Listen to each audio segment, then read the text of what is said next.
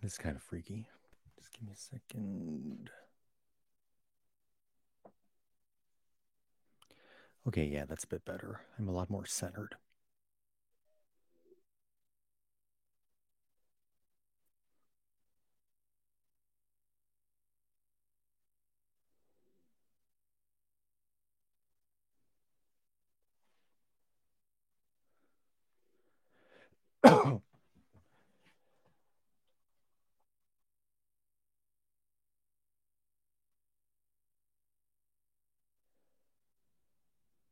All right.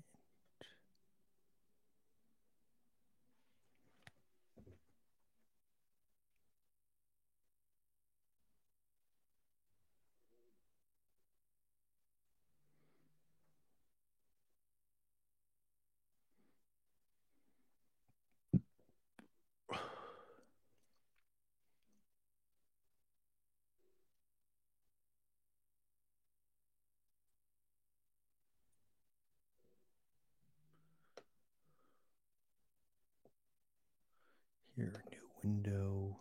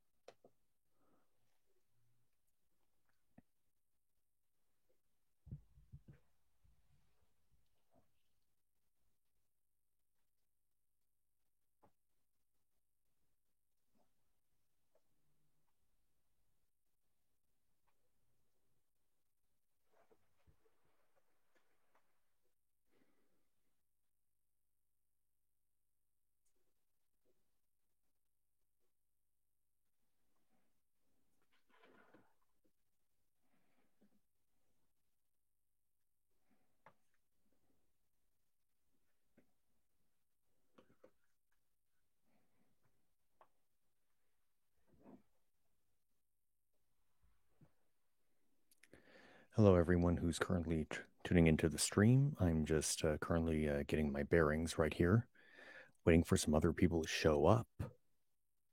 You can skip ahead a little bit if you're watching the pre recorded version of this. I mean, the already recorded version of this, whatever that term is.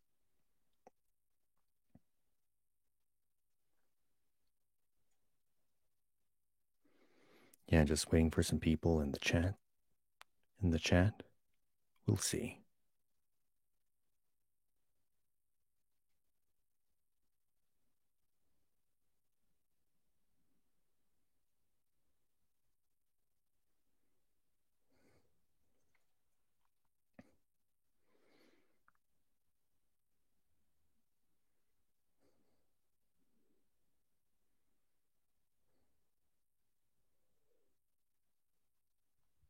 Hang on a sec.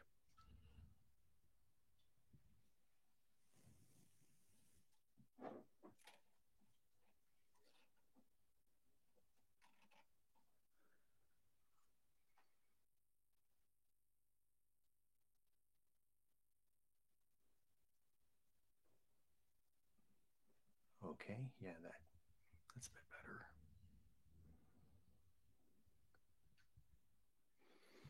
All right, let's see what we got.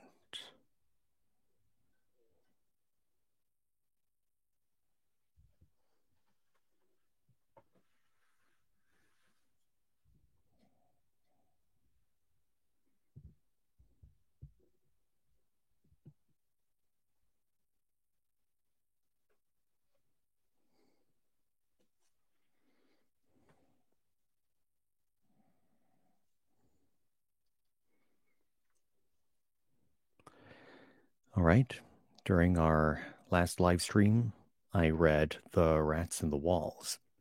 And yeah, it was a pretty creepy H.P. Lovecraft short story. Some pretty creepy stuff here and there.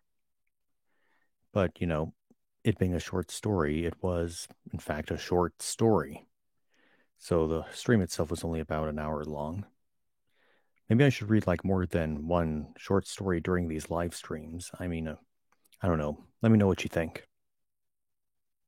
Down in the comments or in the chat, whatever suits your fancy. Ah, Sam Kirby. There you are.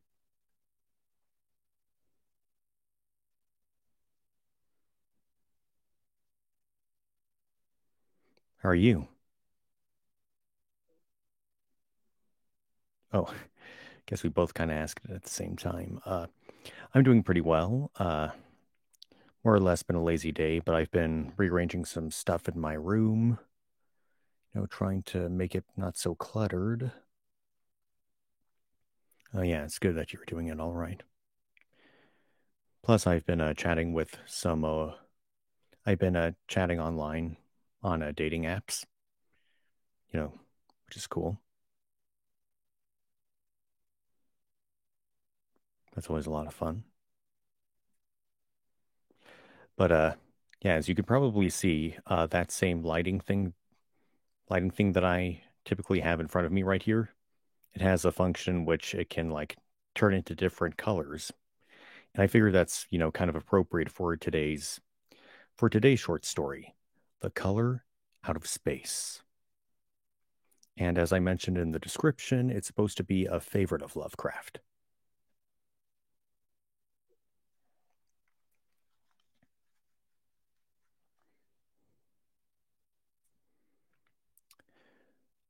So how about uh how about we get started?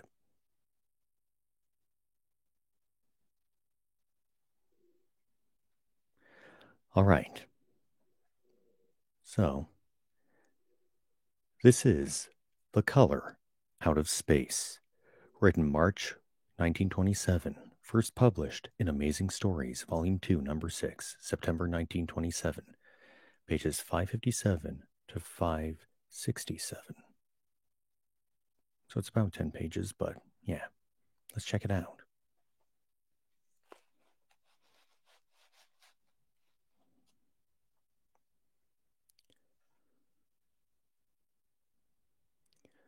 West of Arkham, the hills rise wild, and there are valleys with deep woods that no axe has ever cut. There are dark, narrow glens where the trees slope fantastically, and where thin brooklets trickle without ever having caught the glint of sunlight. On the gentler slopes, there are farms, ancient and rocky, with squat, moss coated cottages brooding eternally over old New England secrets in the lee of great ledges. But these are all vacant now, the white chimneys crumbling, and the shingled sides bulging perilously beneath low gambrel roofs. The old folk have gone away, and foreigners do not like to live there. French Canadians have tried it, Italians have tried it, and the Poles have come and departed. It is not because of anything that can be seen or heard or handled, but because of something that is imagined. The place is not good for the imagination, and does not bring restful dreams at night. It must be this which keeps the foreigners away, for old Ammi Pierce has never told them of anything he recalls from the strange days. Ammi, whose head has been a little queer for years, is the only one who still remains, or whoever talks of the strange days, and he dares to do this because his house is so near the open fields and the traveled roads around Arkham. There was once a road over the hills and through the valleys that ran where the blasted heath is now. But people ceased to use it and find a new road, and a new road was laid curving far toward the south. Traces of the old one can still be found amidst the weeds of a returning wilderness, and some of them will doubtless linger even when half the hollows are flooded for the new reservoir. Then the dark woods will be cut down, and the blasted heath will slumber far below blue waters whose surface will mirror the sky and ripple in the sun. And the secrets of the strange days will be one with the deep secrets, one with the hidden lore of old ocean, and all the mystery of primal earth. When I went to the hills and vales to survey for the new reservoir, They told me the place was evil. They told me this in Arkham, and because that it is a very old town full of witch legends, I thought the evil must be something which grandmas had whispered to children through centuries. The name Blasted Heath seemed to me very odd and theatrical, and I wondered how it had come into the folklore of the Puritan people. Then I saw that dark westward tangle of glens and slopes for myself, and ceased to wonder at anything besides its own elder mystery. It was morning when I saw it, but shadow lurked always there. The trees grew too thickly, and their trunks were too big for any healthy New England wood. There was too much silence in the dim alleys between them, and the floor was too soft with the dank moss and matting of infinite years of decay. In the open spaces, mostly along the line of the old road, there were little hillside farms, sometimes with all the buildings standing, sometimes with only one or two, and sometimes with only a lone chimney or fast-filling cellar. Weeds and briars reigned, and furtive wild things rustled in the undergrowth. Upon everything was a haze of restlessness and oppression, a touch of the unreal and the grotesque, as if some vital element of perspective or chiaroscuro were awry. What is chiaroscuro? Or chiaroscuro, the treatment of light and shade in drawing and painting. I did not wonder that the foreigners would not stay, for this was no region to sleep in. It was too much like the landscape of Salvator Rosa, too much like some forbidden woodcut in a tale of terror. But even all this was not so bad as the Blasted Heath. I knew it the moment I came upon it, at the bottom of a spacious valley, for no other name could fit such a thing, or any other thing fit such a name. It was as if the poet had coined the phrase from having seen this one particular region.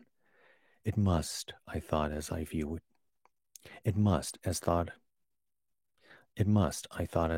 it, be the outcome of a fire. But why had nothing new ever grown over those 5 acres of gray desolation that sprawled open to the sky like a great spot eaten by acid in the woods and fields?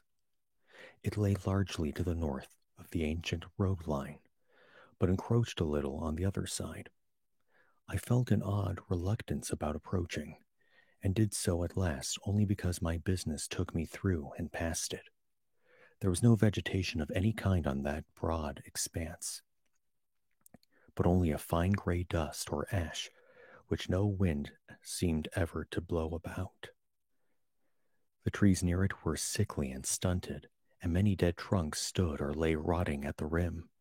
As I walked hurriedly by, I saw the tumbled bricks and stones of an old chimney and cellar on my right, and the yawning black maw of an abandoned well, whose stagnant vapors played strange tricks with the hues of the sunlight. Even the long, dark woodland climb beyond seemed welcome in contrast, and I marveled no more at the frightened whispers of Arkham people. There had been no house or ruin near. Even in the old days, the place must have been lonely and remote. And at twilight, dreading to repass that ominous spot, I walked circuitously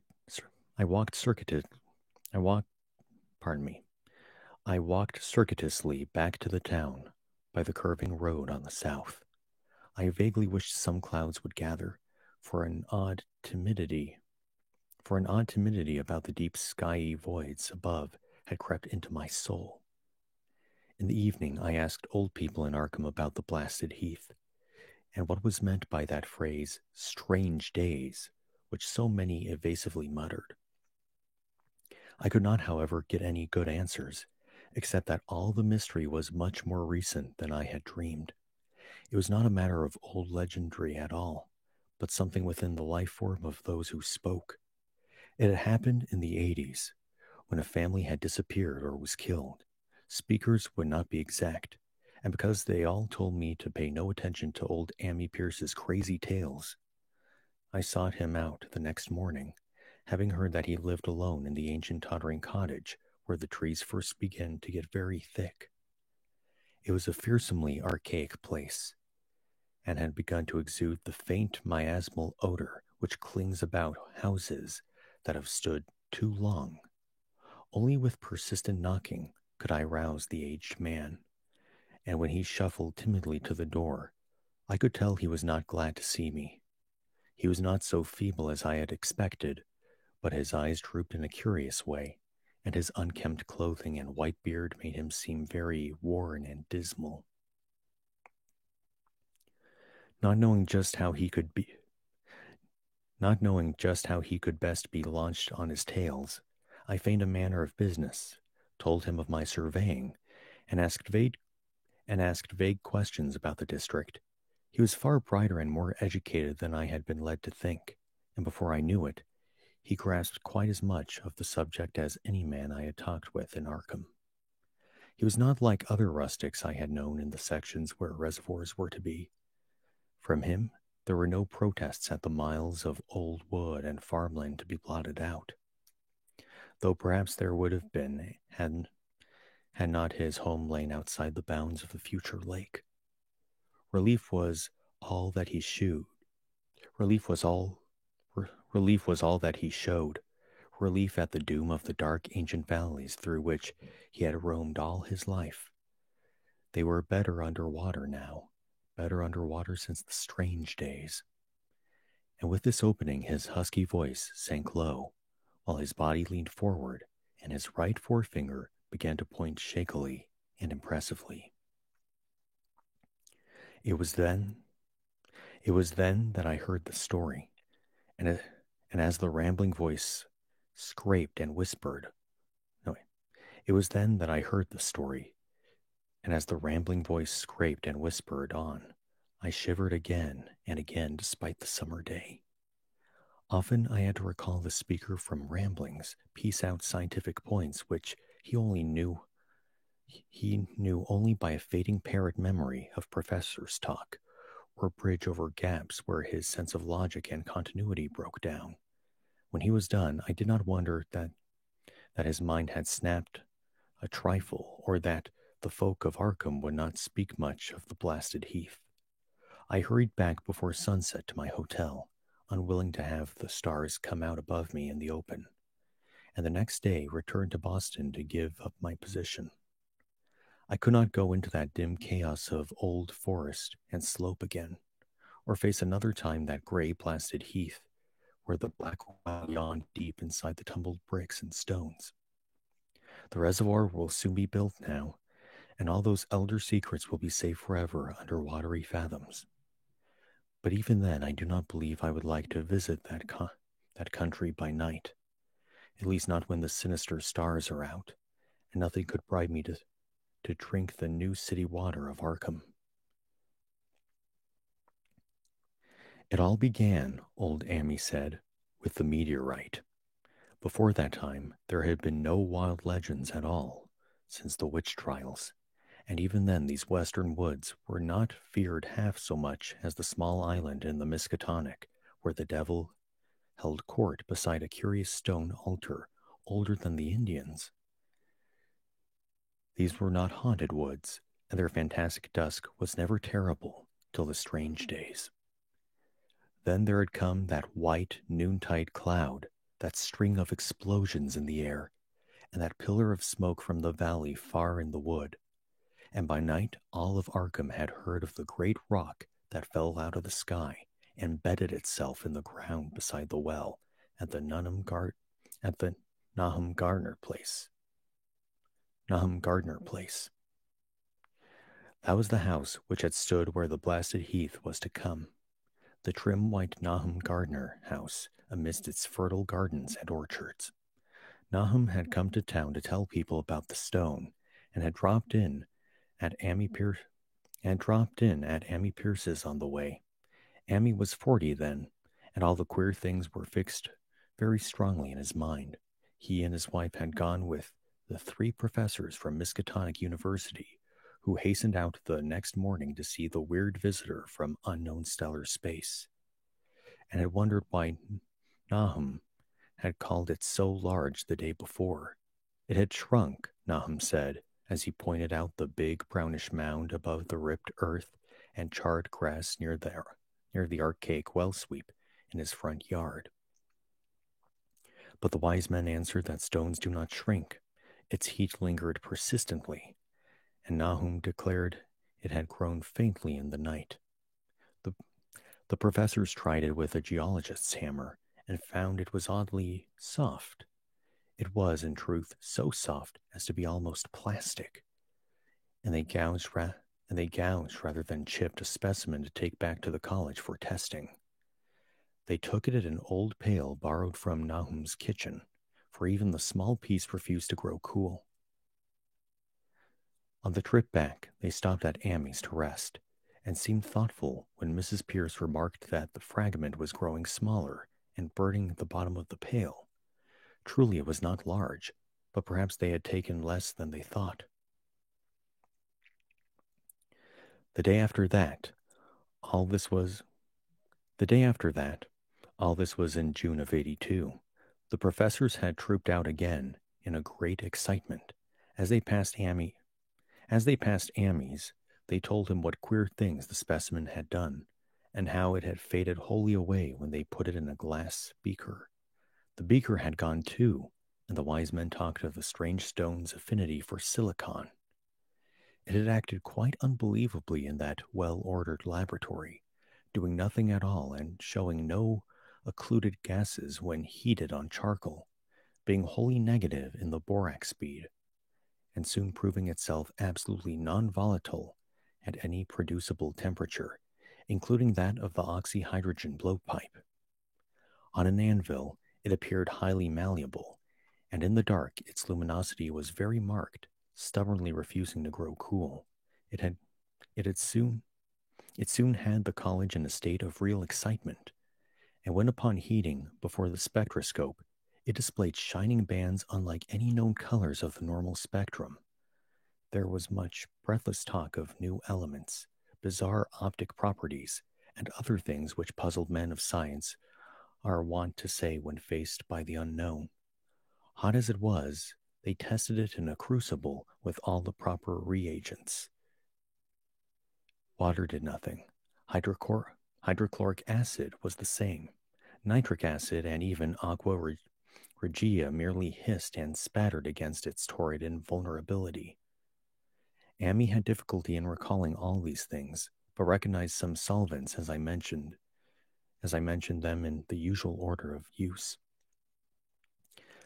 There were ammonia and caustic soda, alcohol and ether, nauseous carbon disulfide, and a dozen others. But although the weight grew steadily less as time passed, and the fragments seemed to be slightly cooling, there was no change in the solvents to show that they had attacked the substance at all. It was a metal, though, beyond a doubt. It was magnetic, for one thing, and after its immersion in the acid solvents, there seemed to be faint traces of the Widmanstatin figures found in meteoric iron. What's Widmanstatin? I don't know what that is. Widmanstatin. I'm going to look that up.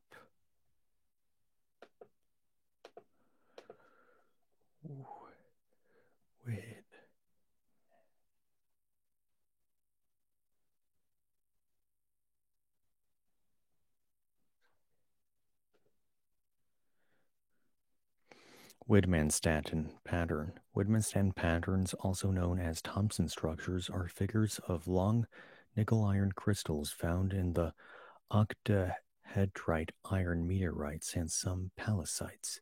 They consist of a fine interleaving of kamacite and taenite bands or ribbons called lamellae. Unusual. When the cooling had grown very considerable, the testing was carried on in glass, and it was in a glass beaker that they had left all the chips made of the original fragment during the work. The next morning, both chips and the beaker were gone without a trace, and only a charred spot marked the place on the wooden shelf where they had been.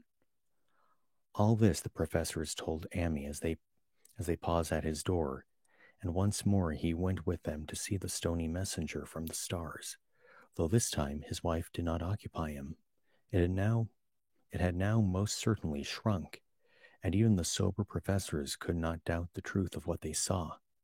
All around the dwindling brown lump near the well was a vacant space,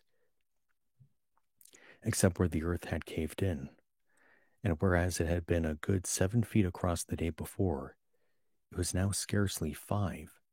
It was still hot, and the sages studied its surface curiously as they detached another and larger piece with hammer and chisel.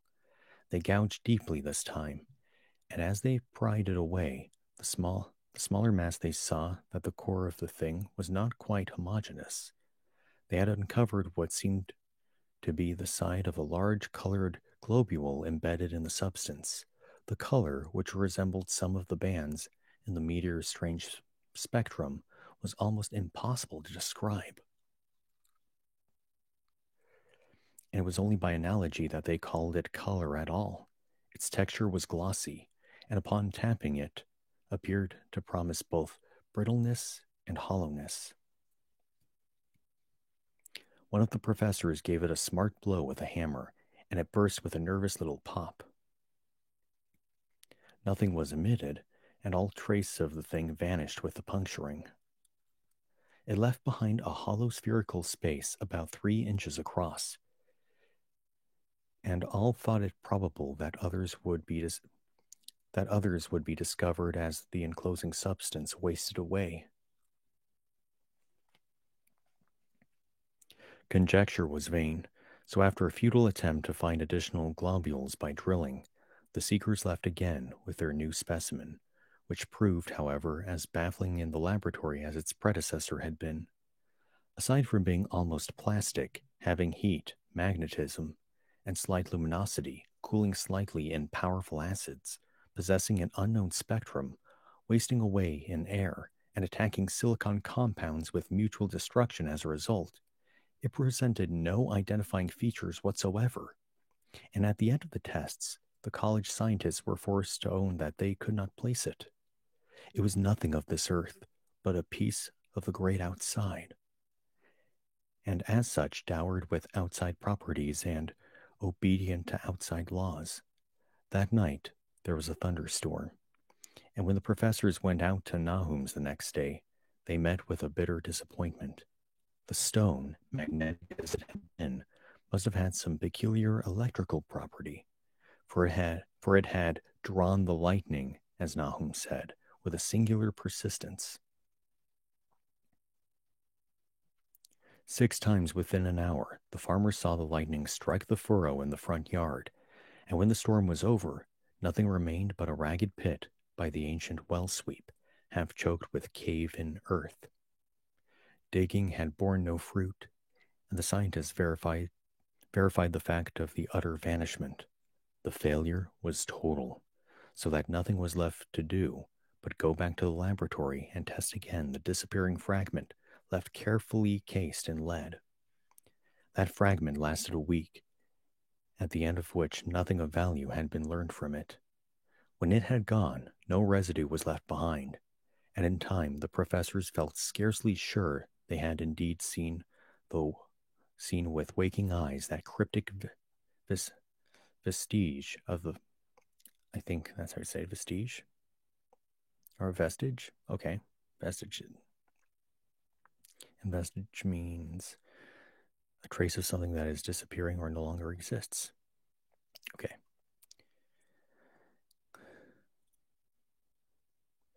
That cryptic vestige of the fathomless gulfs outside, that lone weird message from other universes and other realms of matter, force, and entity. As was natural, the Arkham papers made much of the incident with its collegiate sponsoring,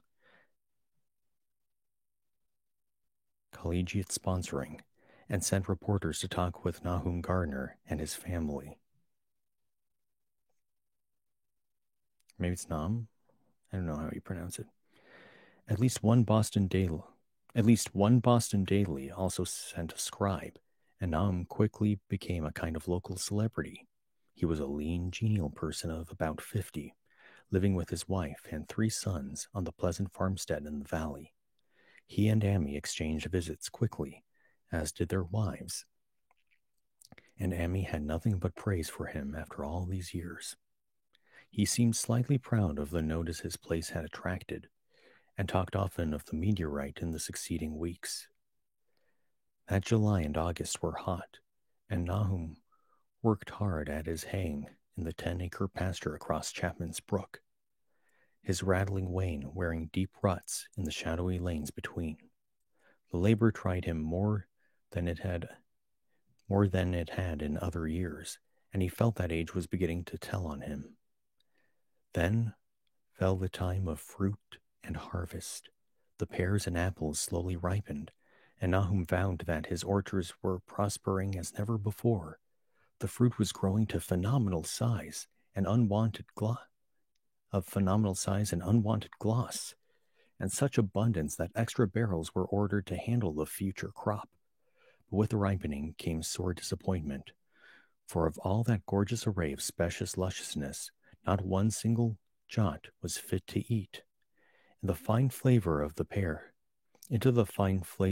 the pears and apples had crept a stealthy bitterness and sickishness, so that even the smallest of bites induced a lasting disgust. It was the same with the melons and tomatoes, and Nahum sadly saw that his entire crop was lost. Quickly to connect events, he declared that the meteorite had poisoned the soil, and thanked heaven that most of the other crops were in the upland lot along the road. Winter came early and was very cold. Amy saw Nahum less often than usual, and observed that he had begun to look worried. The rest of his family, too, seemed to have grown taciturn, and were far from steady in their church-going or their attendance at the various social events of the countryside. For this reserve or melancholy no cause could be found, though all the household confessed now and then to poorer health and a feeling of vague disquiet. Nahum himself gave the most definite statement of anyone when he said he was disturbed about certain footprints in the snow. They were the usual winter prints of red squirrels, white rabbits, and foxes, but the brooding farmer professed to see something was not quite right about their nature and arrangement. He was never specific, but appeared to think that they were not as characteristic of the anatomy and habits of squirrels and rabbits and foxes as they ought to be.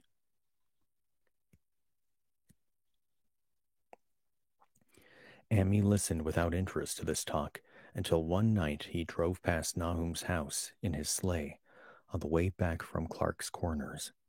There had been a moon, and a rabbit had run across the road, and the leaps of that rabbit were longer than either Amy or his horse liked. The latter, indeed, had almost run away when brought up by a firm rein. Therefore, Amy gave Nahum's tales more respect, and wondered why Gardner's dogs seemed so cowed and quivering every morning. They had, it developed, nearly lost the spirit to bark. In February, the McGregor boys from Meadow Hill were out shooting woodchucks, and not far from the Gardner place bagged a very peculiar specimen. The proportions of its body seemed slightly altered in a queer way impossible to describe. While its face had taken on an expression which no one ever saw in a woodchuck before, the boys were genuinely frightened and threw the thing away at once, so that only their grotesque tales of it ever reached the people of the countryside.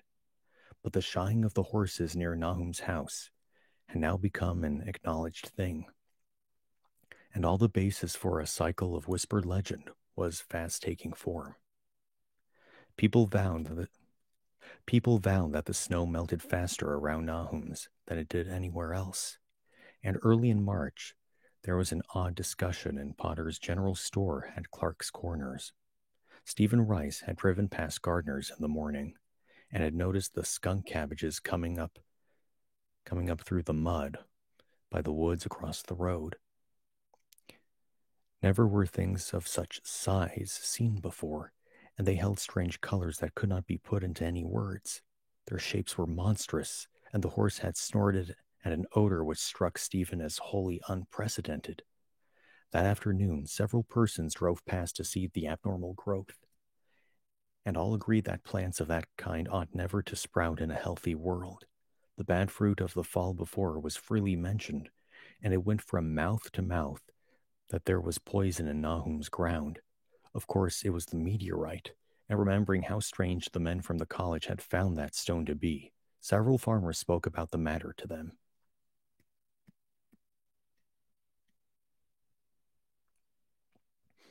One day, they paid Nahum a visit, but having no love of wild tales and folklore, were very conservative in what they inferred.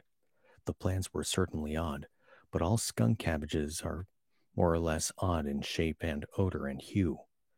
Perhaps some mineral element from the stone had entered the soil, but it would soon be washed away. And as for the footsteps and frightened horses, of course this was merely country talk, which such a phenomenon as the aerolite would be certain to start. There was really nothing for serious men to do in cases of wild gossip, for superstitious rustics will say and believe anything. And so all through the strange days the professors stayed away in contempt. Only one of them, when given 2 files of dust for analysis in a police job over a year and a half later, recalled that the queer color of that skunk cabbage had been very like one of the anomalous bands of light shown by the meteor fragment in the college spectroscope, and like the brittle globule found embedded in the stone from the abyss. The samples in this analysis case gave the same odd bands at first, though later they lost the property. The trees budded prematurely around Nahum's, and at night they swayed ominously in the wind. Nahum's second son, Thaddeus, a lad of 15, swore that they had swayed also when there was no wind, but even the gossips would not credit this. Certainly, however, restlessness was in the air. The entire Gardner family developed the habit of stealthy listening, though not for any sound which they could consciously name.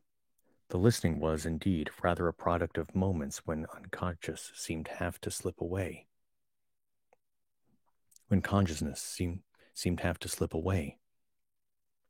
Unfortunately, such moments increased week by week, until it became common speech that something was wrong with all of Nahum's folks.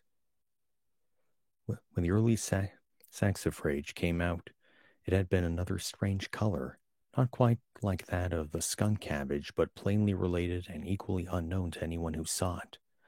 Nahum took some blossoms to Arkham and shown them to the editor of the Gazette, but that dignitary did no more than write a humorous article about them, in which the dark fears of rustics were held up into polite ridicule.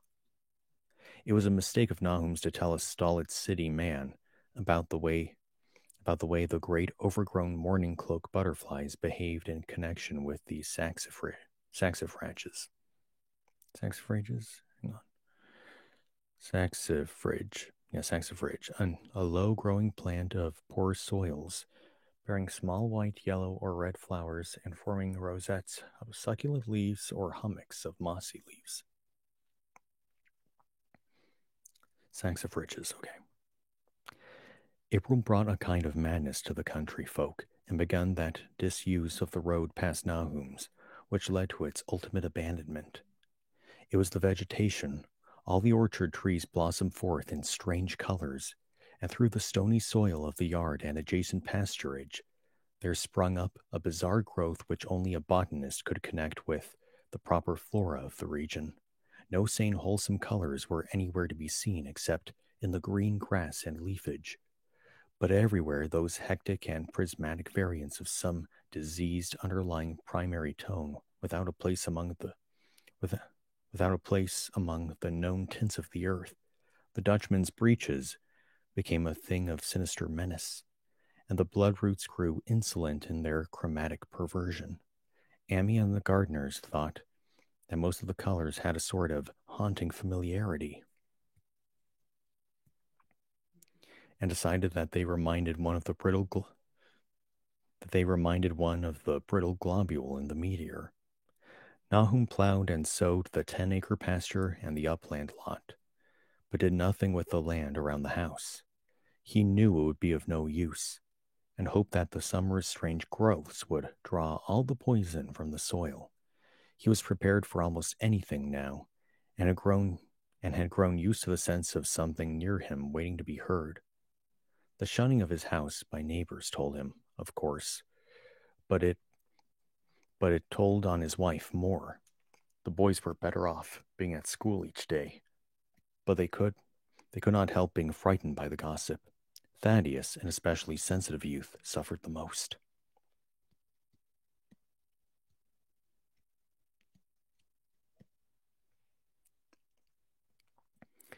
In May, the insects came, and Nahum's place became a nightmare of buzzing and crawling. Most of the creatures seemed not quite usual in their aspects and motions, and their nocturnal habits contradicted all former experience. The gardeners took to watching at night, watching in all directions at random for something. They could not tell what. It was then that they all owned that Thaddeus had been right about the trees. Mrs. Gardner was the next to see it from the window as she watched the swollen boughs of a maple against a moonlit sky. The boughs surely moved, and there was no wind. It must be the sap. Strangeness had come into everything growing now, yet it was none of Nahum's family at all who had made the next discovery. Familiarity had dulled them, and what they could not see was glimpsed by a timid windmill salesman from Boston who drove by one night in ignorance of the country legends. What he told in Arkham was given a short paragraph in the Gazette, and it was there that all the farmers, Nahum included, saw it first. The night had been dark and the buggy lamps faint, but around a farm in the valley which everyone knew from the account must be Nahum's, the darkness had been less thick. Oh, I see what it's saying. But yeah, be Nahum's, the darkness. Yeah. A dim though distinct luminosity seemed to inhere in all the vegetation, grass, leaves, and blossoms alike, while at one... Sorry, I could hear my parents outside.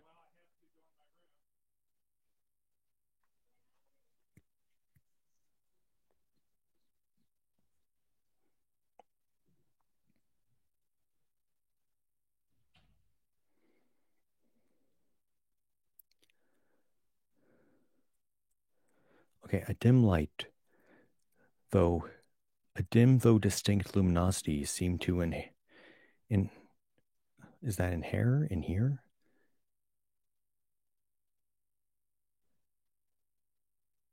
I'm going to say in hair. Yeah. A dim though distinct luminosity seemed to inhere in all the vegetation, grass, leaves, and blossoms alike, while at one moment a detached piece of the phosphorescence appeared to stir furtively in the yard near the barn. The grass had so far seemed untouched, and the cows were freely pastured in the lot near the house. But toward the end of May, the milk began to be bad. Then Nahum had the cows driven to the uplands, after which the trouble ceased. Not long after this, the change in grass and leaves became apparent to the eye. All the verdure was going gray, and was developing a highly singular quality of brittleness. Amy was now the only person who ever visited the place, and his visits were becoming fewer and fewer. When school closed, the Gardners were virtually cut off from the world, and sometimes let Amy do their errands in town. They were failing curiously both physically and mentally, and no one was surprised when the news of Mrs. Gardner's madness stole around. Hang on a sec.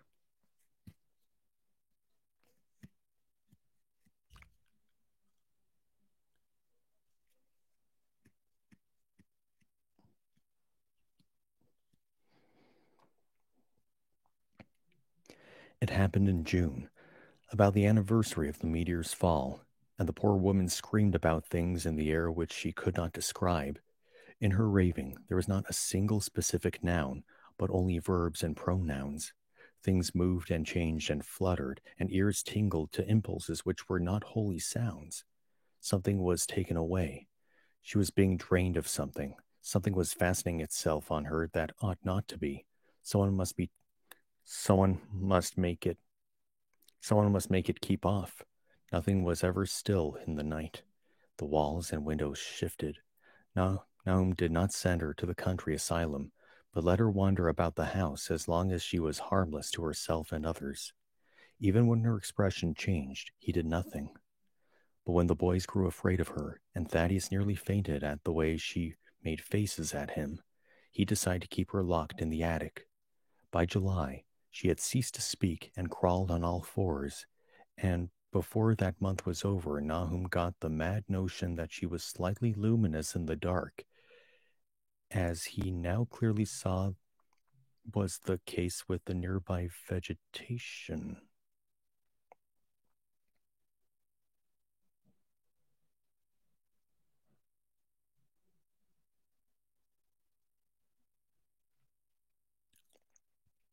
Pardon me, I'm a little unsettled.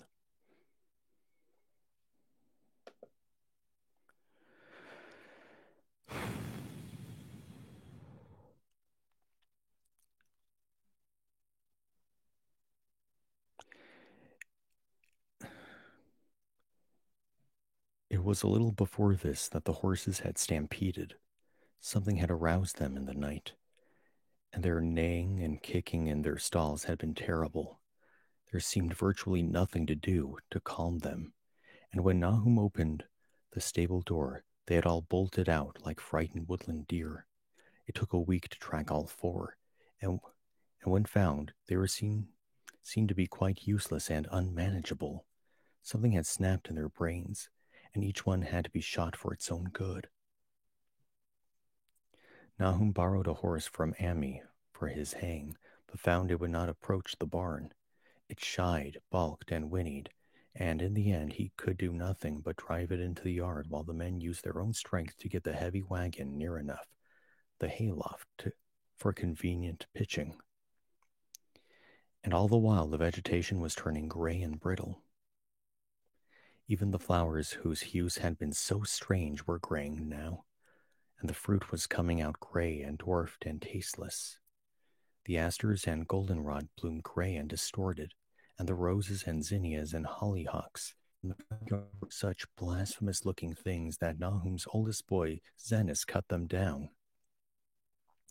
The strangely puffed insects died about that time, even the bees that had left their hives and taken to the woods. By September, all the vegetation was fast crumbling to a grayish powder, and Nahum feared that the trees would die before the poison was out of the soil. His wife now had spells of terrific screaming, and he and the boys were in a constant state of nervous tension. They shunned people now, and when school opened, the boys did not go. But it was Ammi, on one of his rare visits, who first realized that the well water was no longer good. It had an evil taste that was not exactly fetid, nor exactly salty, and Ammi advised his friend to dig another well on higher ground to use it till the soil was good again. Nahum, however, ignored the warning, for he had by that time become callous to strange and unpleasant things. He and the boys continued to use the tainted supply, drinking it as listlessly and mechanically as they ate their meager and ill-cooked meals, and did their thankless and monotonous chores through the aimless days. There was something of stolid resignation about them all, as if they walked in another world between lines of nameless guards to a certain and familiar doom. Thaddeus went mad in September after a visit to the well. He had gone with a pail and had come back empty-handed, shrieking and waving his arms, and sometimes lapsing into an inane titter or a whisper about the moving colors down there. 2 in one family was pretty bad, but Nahum was very brave about it. He let the boy run about for a week until he began stumbling and hurting himself, and then he shut him in the attic room across the hall from his mother's. The way they screamed at each other from behind their locked doors was very terrible, especially to little Martin, who fancied they talked in some terrible language that was not of earth. Merwin was getting frightfully imaginative, and his restlessness was worse after the shutting away of the brother who had been his greatest playmate. Almost at the same time, the mortality among the livestock commenced. Poultry turned grayish and died very quickly, their meat being found dry and noisome upon cutting.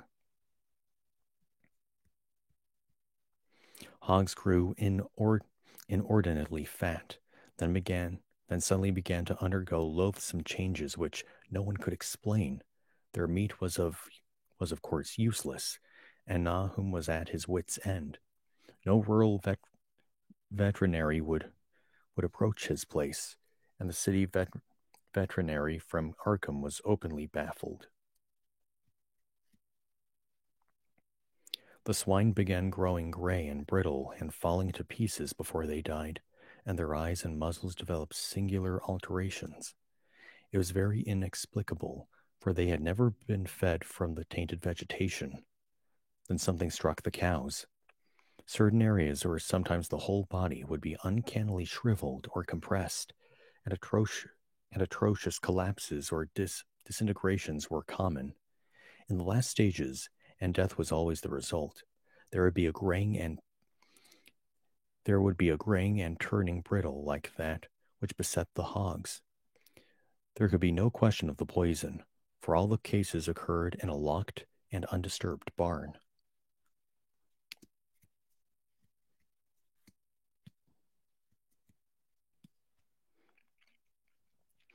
No bites of prowling things could have fought the virus, for what live beast of earth can pass through solid obstacles?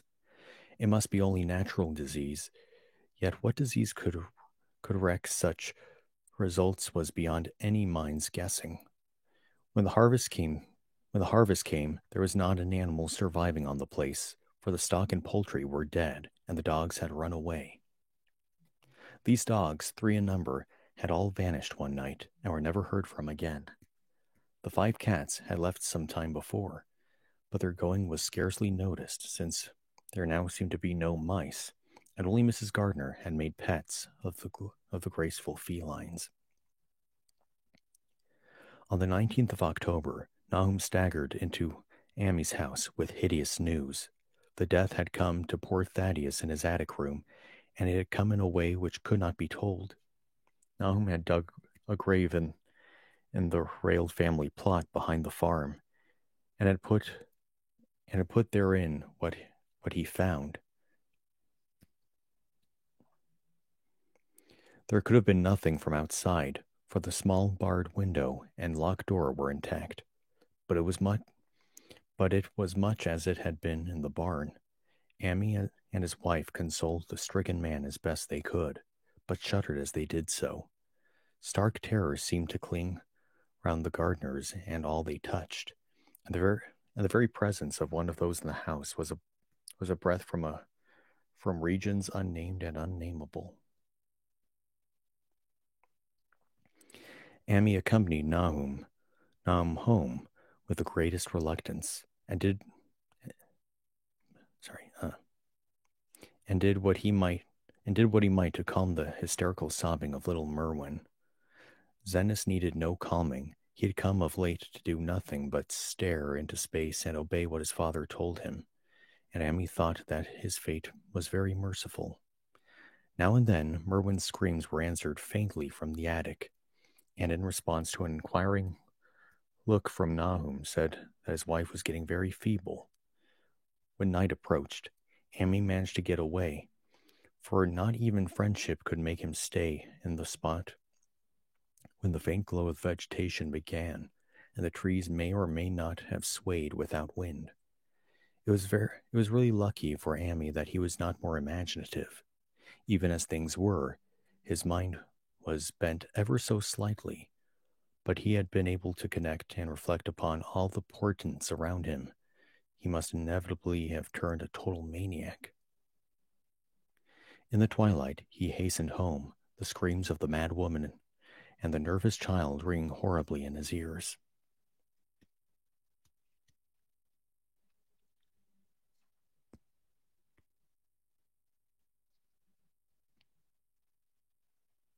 Three days later, Nahum lurched into Amy's kitchen in the early morning, and in the absence of his host, stammered out a desperate tale once more.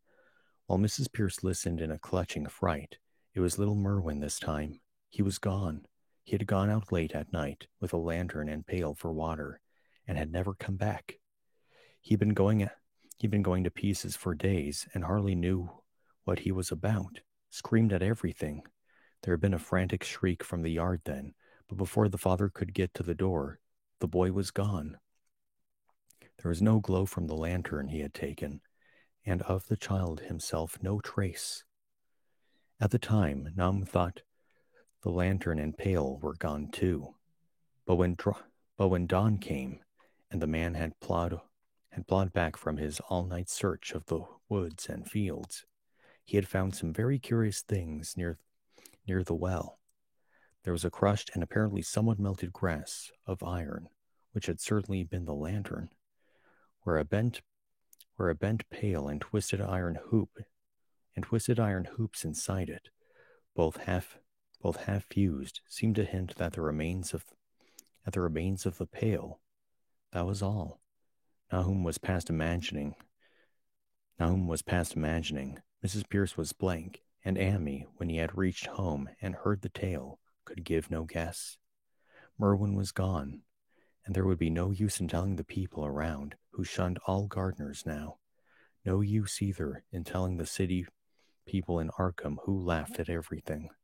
Thad was gone, and now Merwin was gone. Something was creeping and waiting to be seen and felt and heard. Nahum would go soon, and he wanted Amy to look after his wife and Zanis if they survived him.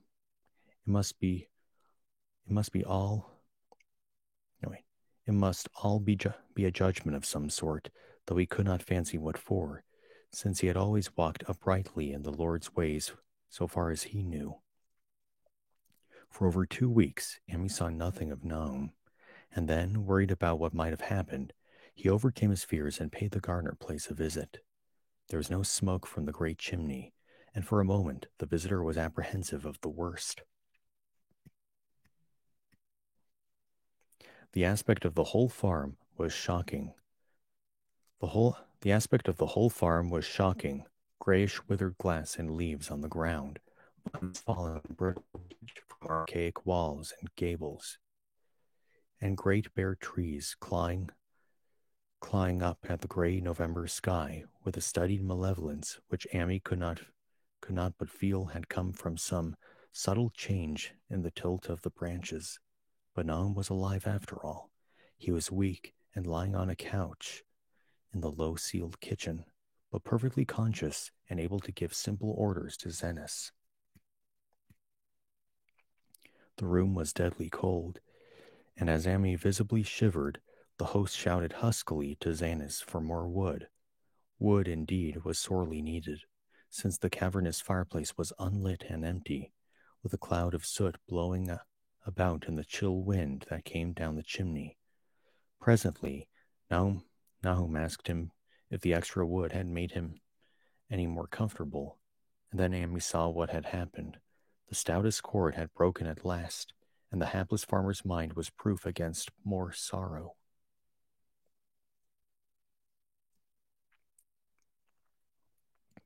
Questioning tactfully, Amy could get no clear data at all about the missing Zenas. In the well, he lives in the well, was all that the clouded father would say. Then there flashed across the visitor's mind a sudden thought of the mad wife, and he changed his line of inquiry. Nabby? Why, here she is. was the surprised response of poor Nahum, and Amy soon saw that he must search for himself. Leaving the harmless babbler on the couch, he took the keys from their nail beside the door, and climbed the creaking stairs to the attic. It was very close and noisome up there, and no sound could be heard from any direction.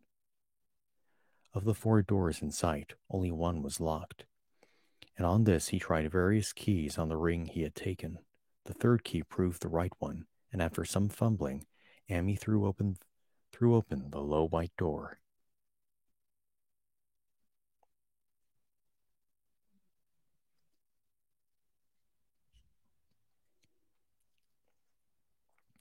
It was quite dark inside, for the window was small and half obscured by the crude wooden bars, and Amy could see nothing at all on the white planked floor. The stench was beyond enduring, and before proceeding further, he had to retreat to another room and return with his lungs filled with breathable air.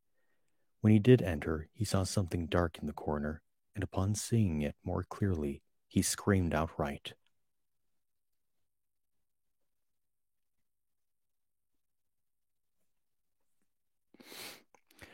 While he screamed, he thought a momentary cloud eclipsed the window, and a second later he felt himself brushed as if by some hateful current of vapor.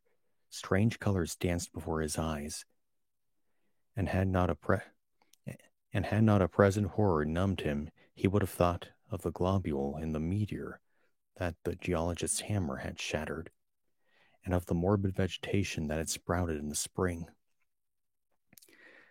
As it was, he only thought of the blasphemous monstrosity which confronted him, and which all too clearly had shared the nameless fate of young Thaddeus and the livestock.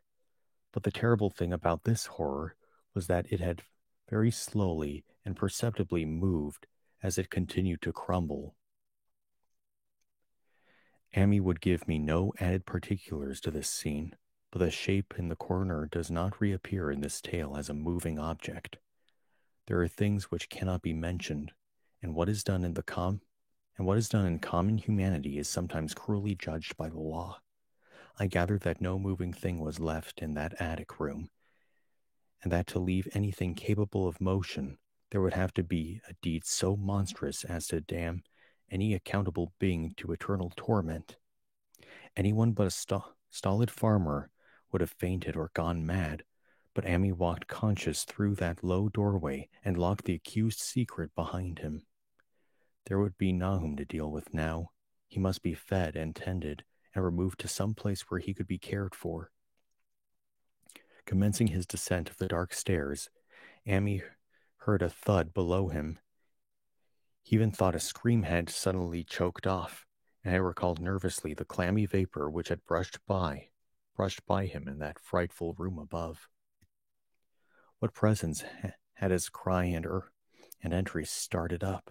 Halted by some vague fear, he heard still further sounds below. Indubitably, there was a sort of heavy dragging, and a most detestable sticky noise, as if some fiendish and unclean species of suction. With an associative sense goaded to feverish heights, he thought unaccountably of what he had seen upstairs. Good God, what eldritch dream world was this into which he had blundered? He dared move neither backward nor forward, but stood there trembling at the black curve of the boxed-in staircase. Every little trifle of the scene burned itself into his brain. The sounds, the sense of dread expectancy, the darkness, the steepness of the narrow steps, and merciful heaven, the faint but unmistakable luminosity of all the woodwork in sight, steps, sides, exposed laths, and beams alike. Then there burst forth a frantic whinny from Amy's horse outside, following at once by a clatter of which told of a frenzied runaway. In another moment, horse and buggy had gone beyond earshot, leaving the frightened man on the dark stairs to guess what had sent them. But that was not all. There had been another sound out there, a sort of liquid splash. Water. It must have been the well. He had left Hero untied near it, and a buggy wheel must have brushed the coping and knocked in a stone, and still the pale phosphorescence glowed in that detestable ancient woodwork. God, how old the horse was. Most of it built before 1670, and the gambrel roof not later than 1730. A feeble scratching on the floor, a feeble screeching on the floor downstairs now sounded distinctly, and Ammy's grip tightened on a heavy stick he had picked up in the attic for some purpose. Slowly nerving himself, he finished his descent and walked boldly toward the kitchen. But he did not complete the walk, because what he sought was no longer there. It had come to meet him, and it was still alive after a fashion, whether it had crawled or